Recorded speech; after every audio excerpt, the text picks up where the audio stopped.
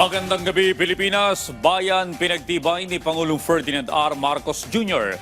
ang dedikasyon ng pamahalaan katuwang ang pribadong sektor para sa isang bansang magbibigay ng pantay na oportunidad at pagkilala sa sipag at tiyaga ng mga manggagawang Pilipino. Binigyang diin ng Pangulo na ang paninindigan ng administrasyong gumawa ng mas marami at disenteng trabaho ay hindi lang tuwing Labor Day. Yan ang ulat ni Clazel Pardilla. Binigyang pugay ni Pangulong Ferdinand R. Marcos Jr. ang lahat ng manggagawang Pinoy sa harap ng pagdiriwang ng Labor Day. Kinilala ng Presidente ang sakripisyo ng mga Pilipinong nagtatrabaho sa kabila ng init, pagod at mahabang oras na pagbabanat ng buto. Ayon sa Presidente, umuusbong man ang teknolohiya at patuloy na nagbabago ang industriya, hindi matatawaran ang sipag at husay ng mga Pinoy sa larangan ng paggawa na inaabante ang ekonomiya ng ating bansa, hindi lamang sa Pilipinas, kundi pati sa buong mundo.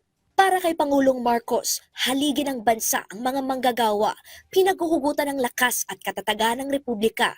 Nanawagan ang Presidente na hindi lamang ipagdiwang ang Labor Day, kundi pagtibayin din ng pamahalaan at pribadong sektor ang pagsulong sa bansang pinahalagahan ng pagsisikap ng mga manggagawa at nagbibigay ng tunay na oportunidad sa pag-angat ng kanilang buhay at karera. Hinikayat ni Pangulong Marcos ang taong bayan na itaguyod ang kapaligarang rumerespeto sa marangal na paggawa, protektahan ang hanap buhay ng isa't isa, at tiyakin na ang kaunlaran ay abot kamay ng bawat ordinaryong Pilipino.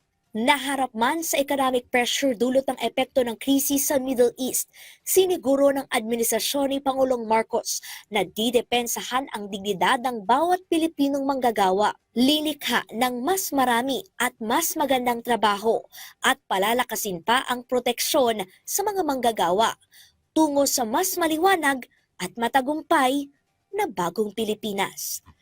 Clazel Pardilla para sa Pambansang TV sa Bagong Pilipinas.